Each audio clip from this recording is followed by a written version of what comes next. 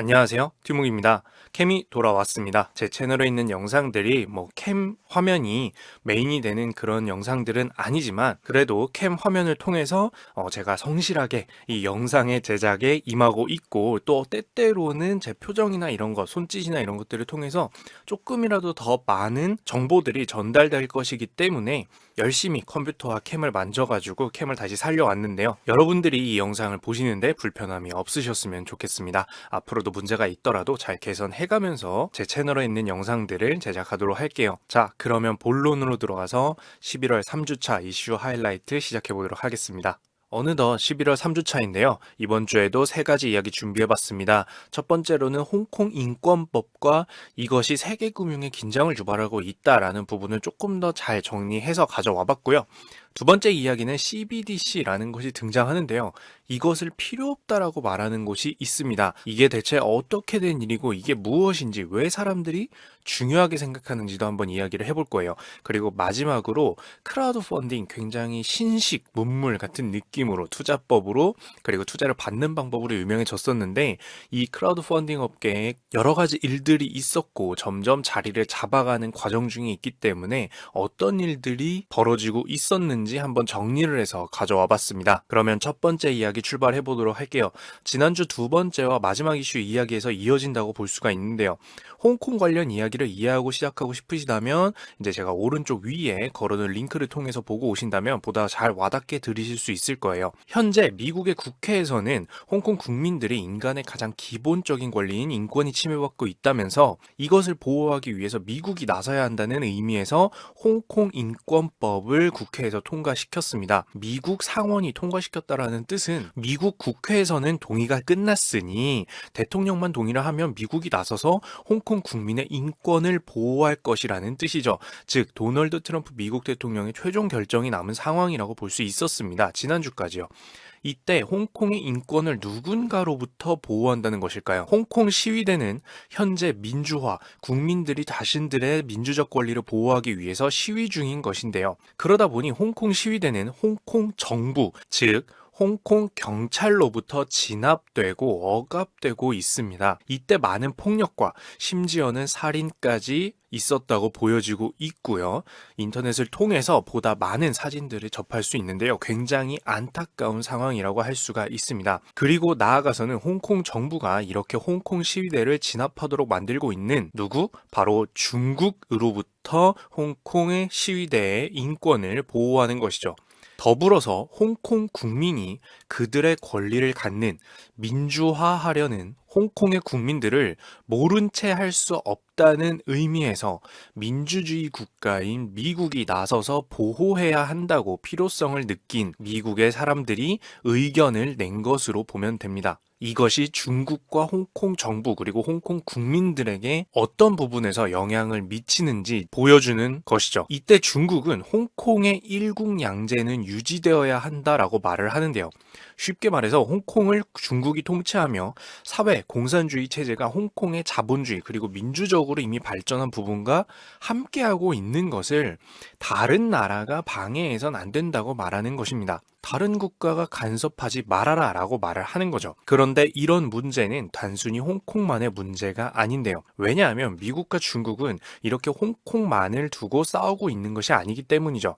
바로 무역협상 또는 무역전쟁이 진행 중이었기 때문입니다. 홍콩을 중국답게 통치하려는 중국에 대해서 미국이 홍콩 국민한테 그러지 마라 라고 말하는 문제 제기를 하는 것은 좀 더 크게 생각해보면 뭘까요? 결국은 미국과 중국이 정면으로 부딪히는 주제가 될 수밖에 없다는 건데요. 그러다 보니 홍콩에 대해서 미국이 목소리를 높이는 것이 미국과 중국의 무역 협상에도 악영향을 줄 것이라고 보고 있는 것입니다. 현재는 미국의 분위기상 그래도 트럼프 대통령이 이 홍콩 인권 법안을 돌려보내기보다는 인권과 민주화를 수호하기 위해서 이 법안을 무시할 수는 없지 않겠는가?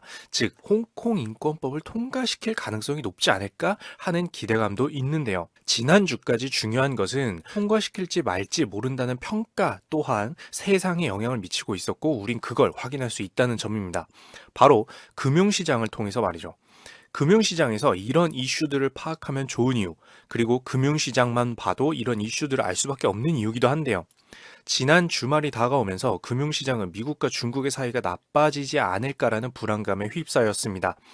왜? 바로 앞서 얘기한 홍콩 인권법으로 인해서 미국이 나서게 되고 중국과 사이가 나빠지면서 무역 협상이 답보 상태, 즉 더 이상 진전되지 못하는 상태를 사람들이 예상하기 시작했기 때문입니다.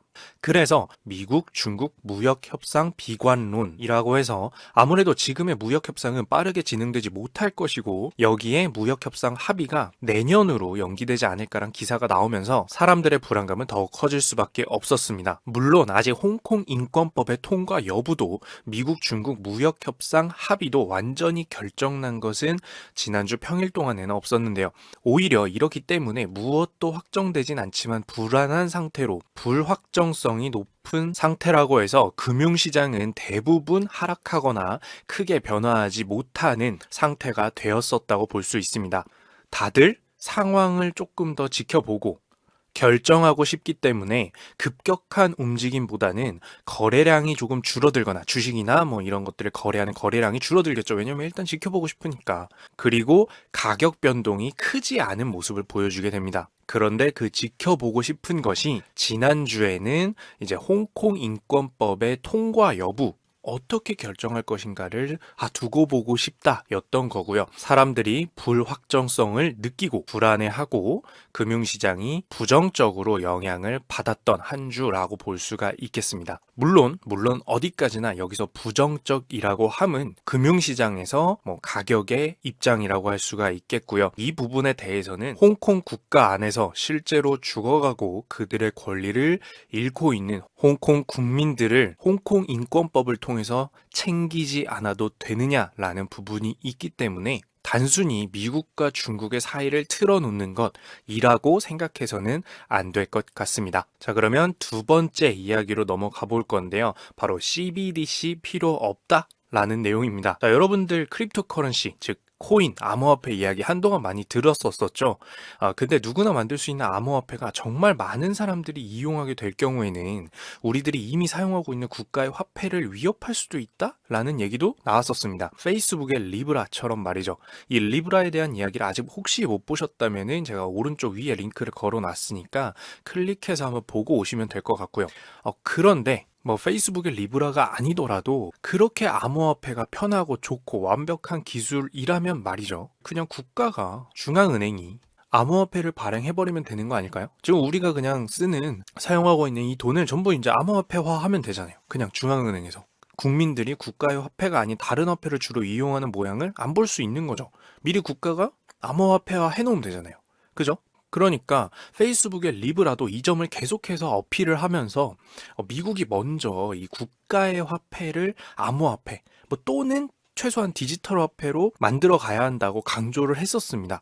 중국한테 이 암호화폐, 디지털 화폐를 이용하는 주도권을 빼앗기면 안 된다고 계속 강조하면서 페이스북의 리브라가 그 역할을 하겠다라고 하는 거죠. 자, 이때 암호화폐는 디지털 화폐에 속한다라고 볼 수가 있는데요. 조금 쉽게 생각하자면 암호화폐는 이제 특정 기술을 활용한 디지털 화폐지만 크게 봤을 때 디지털 화폐라는 것은 말 그대로 우리가 인터넷이나 이런 가상 공간에서 컴퓨터를 통해서 사용할 수 있는 실체가 없는 화폐를 말한다고 볼 수가 있습니다. 암호화폐는 이제 디지털 화폐에 속하거나 같은 것으로 이야기가 나오는데요. 바로 이때 한 국가의 중앙은행이 발행하는 암호화폐 또는 그것을 포함한 디지털 화폐, 이걸 바로 CBDC 라고 합니다. 어려워하지 마세요. 그냥 센트럴뱅크 중앙은행의 디지털 커런시, 디지털 화폐라는 뜻입니다. 여기서 디지털 커런시, 즉 디지털 화폐에는 암호화폐를 포함하고 있다라고 생각을 하시면 돼요. 즉 국가 입장에서는 어떤 기술로든 가상의 화폐를 중앙은행이 발행하는 것을 연구하고 우리가 그걸 할 필요가 있을까라고 논의하게 되는데요. 그런데 재밌는 점은 이 CBDC, 중앙은행 발행 디지털 화폐는 어떤 국가들은 만들겠다라고 하고 어떤 국가들은 필요 없다고 말하는데요.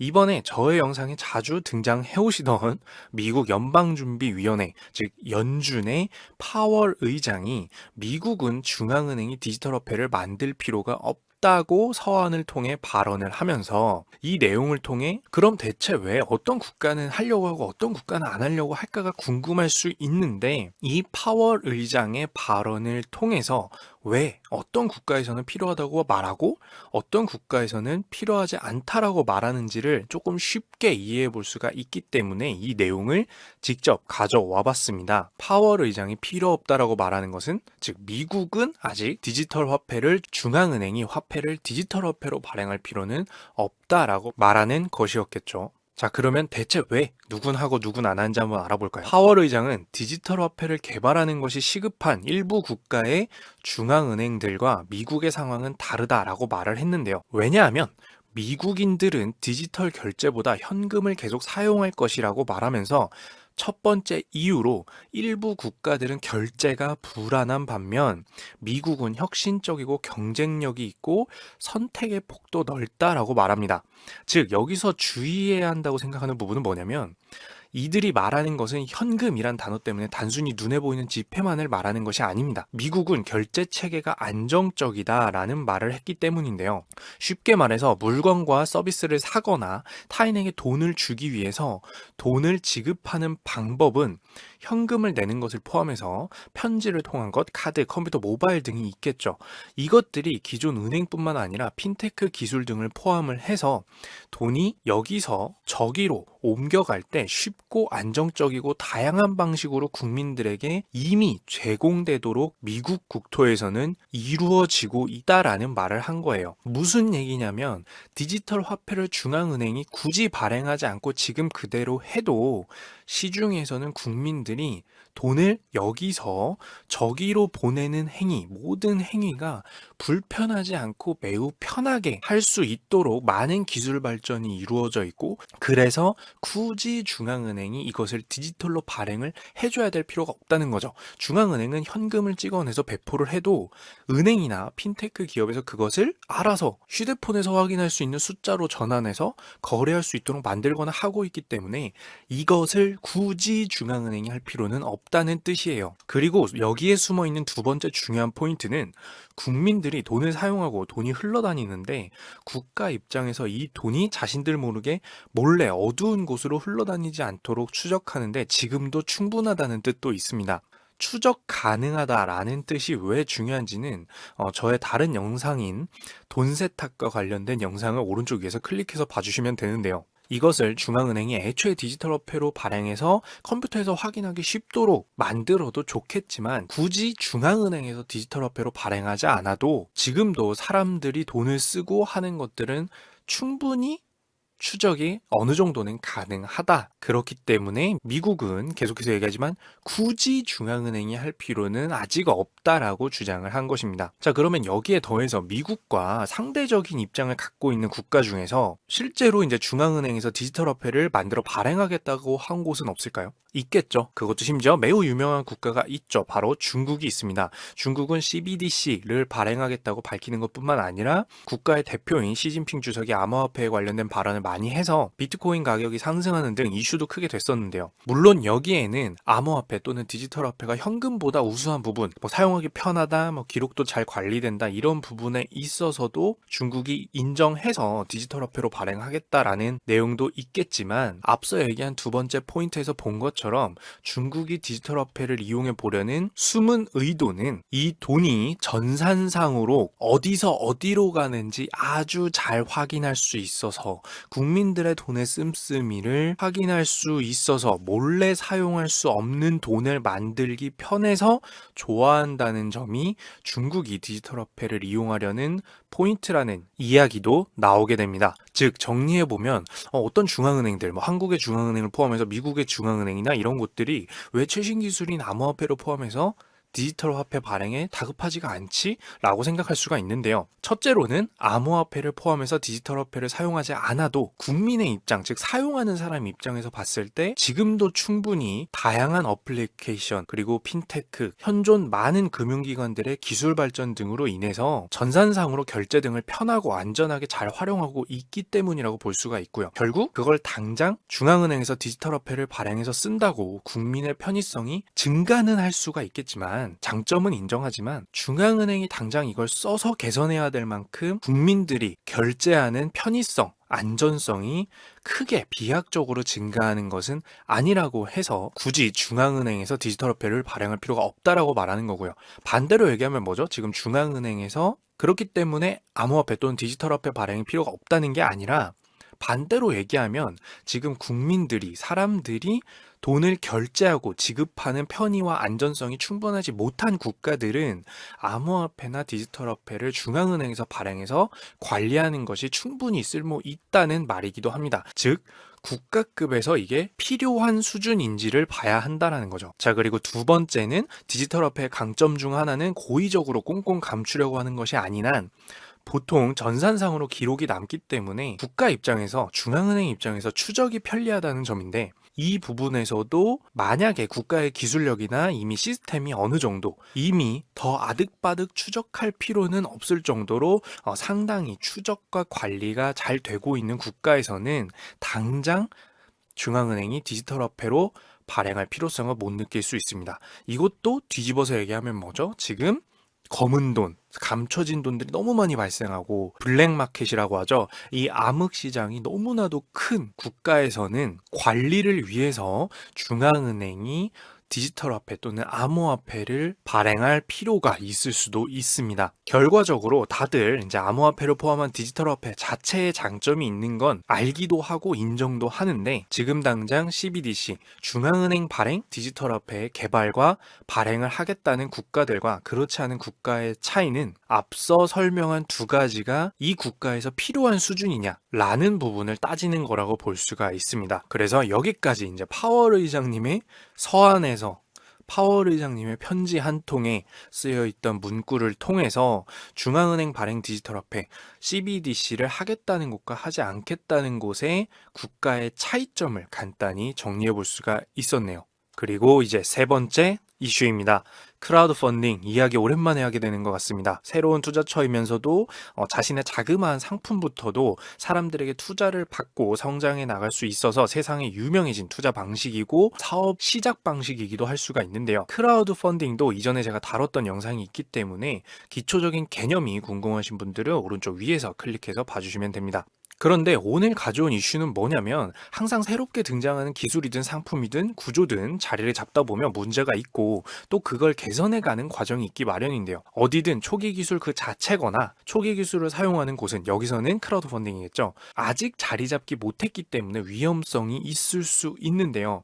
그것을 잘 보여주는 일이 크라우드 펀딩 업계에도 있었고, 그것이 개선해가는 과정까지 이제 지난주 뉴스를 통해서 살펴볼 수가 있었습니다. 자, 우선 크라우드 펀딩은 누구나 자신의 상품을 등록을 할 수가 있고요. 투자를 받아서 투자를 해준 사람들에게 보답 형식으로 상품을 보내게 됩니다. 그런데 쉽게 생각하면 투자금을 상품 구매 비용이라고 보면 그 돈을 받고 상품을 판매하는 것과 비슷한 거죠. 그런데 얼마 전에 이 시스템의 문제점이자 허점이 기사화가 됐었는데요. 바로 투자를 받는 쪽에 누군가가 자신이 집에서 열심히 만든 어떤 자그마한 아이디어 상품, 또는 작은 기업에서 이제 만들어서 배포해 보려고 하는 어떤 아이디어 상품, 이런 게 아니라 그냥 중국에서 상품을 싸게 들여와서 이것을 아이디어 상품인 것처럼 가격을 비싸게 책정해 놓고 크라우드 펀딩을 이용해서 크라우드 펀딩에 적절한 상품인 것처럼 투자금을 비싸게 받아서 상품을 판매한 것이 밝혀지게 된 일이 있었습니다. 즉, 크라우드 펀딩을 통해 투자하고 상품을 이용하는 사람들이 작은 규모 또는 개인이 올려놓는 상품의 초기 성장을 돕는 투자금을 주고 상품을 얻는 것과는 완전히 성격이 다른 것이기 때문에, 오히려 그것을 이용해서 단순히 비싸게 상품을 판 것이기 때문에 양심이 없는 상품 판매 형태로 논란이 크게 일었었습니다. 판매한 사람은 당연히 사기를 친 것과 다름이 없다라고 해서 문제가 되었었고, 이 크라우드 펀딩 플랫폼을 운영하는 기업에서 최소한의 검사도 없이 상품을 등록하고 투자받을 수 있게 만들어 놓는 것은 문제가 아닌가 하는 문제 제기가 고객들로부터 이루어질 수밖에 없었는데요. 누구나 쉽게 아이디어 또는 상품을 등록하고 누구나 쉽게 투자받을 수 있다라는 부분에서의 위험성이 매우 잘 드러나는 사건이었다라고 볼 수가 있겠죠. 그럼 기업 입장에서 크라우드 펀딩은 원래 그런 것이니 이대로 그냥 넘어가겠습니다 라고 할 수가 있냐? 그럴 수는 없겠죠. 왜냐하면 문제점이 세간에 알려지고 그러면 고객들이, 서비스의 사용자들이 겁을 먹을 것이고, 나는 아이디어 상품에 투자해서 대신 상품 약소하게 받고 하는 건데 이거 그냥 막 다른 데서 이 상품 갖고 와가지고 나한테 비싸게 파는 거면 어떻게 라고 해서 서비스 자체 이용이 줄어들 수가 있기 때문입니다. 즉, 크라우드 펀딩이라는 새로운 투자 방식이 이제 사회에서 어느 정도 시간이 흐르면서 문제점, 허점을 분명히 드러내게 되었고, 이제 이 시스템을 개선하는 방안이 등장할 차례였는데요. 바로 지난주에 이 개선안이 발표가 되었고요. 먼저 크라우드 펀딩 시스템의 개선을 위해서 이번에 도입되는 것은 신고하기 기능이 있습니다. 이거 같은 경우에는 고객들이 크라우드잖아요. 말 그대로 무수한 고객들이 사용하는 시스템이기 때문에 그 고객들이 이 업체 거 내가 알고 있는데 이거 좀 문제가 있는 업체던데 저번에도 사기쳤던 업체인 것 같은데 뭐 알아보니까 이거 이 업체 대표가 자꾸 크라우드 펀딩을 원래 악용하는 사람이던데 그러면 애초에 이 시스템을 이용하는 고객들 입장에서 신고하기 버튼을 통해서 이 크라우드 펀딩 플랫폼을 운영하는 기업에게 알려주면 쉽고 간단하게 알려주면 자신들이 확인을 해서 이 투자를 받고자 하는 상품을 등록한 쪽이 문제가 없는지 검증하고 또 문제가 있으면 삭제 처리하는 방안까지 할 수 있도록 고객들이 보다 쉽게 알리고 기업 입장에서는 고객들이 알려주는 것을 보다 빠르고 쉽게 캐치할 수 있도록 신고하기 버튼을 만들 것으로 알려졌고요. 그리고 두 번째로는 신고하기뿐만 아니라 평판 시스템이라는 것을 도입을 해서 이건 역시 이 크라우드 펀딩 플랫폼을 이용하는 고객들이 평가하는 것을 만들고 단순히 한 상품을 평가하는 게 아니라 이 업체의 상품을 받아보고 나서 고객들이 평가를 함으로써 앞으로 계속 그 사람이 정말 괜찮은 아이디어의 상품을 제대로 전달해주는 곳인지 투자 받은 것을 분명히 잘 활용해서 상품을 제작하거나 서비스를 제공해왔던 곳인지를 이후의 고객들도 잘 볼 수 있도록 만드는 평판 시스템도 구축되기로 하였습니다.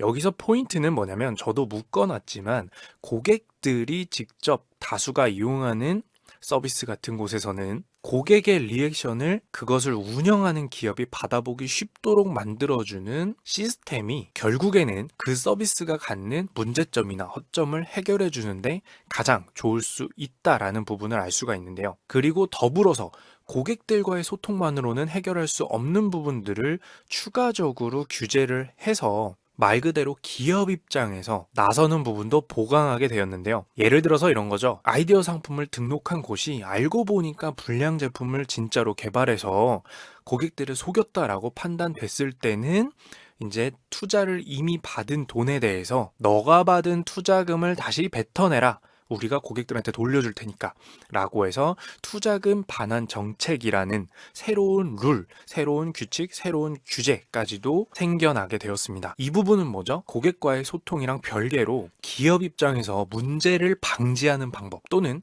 문제가 발생했을 때 해결하는 방법의 업그레이드가 진행되고 있다라고 볼 수가 있습니다.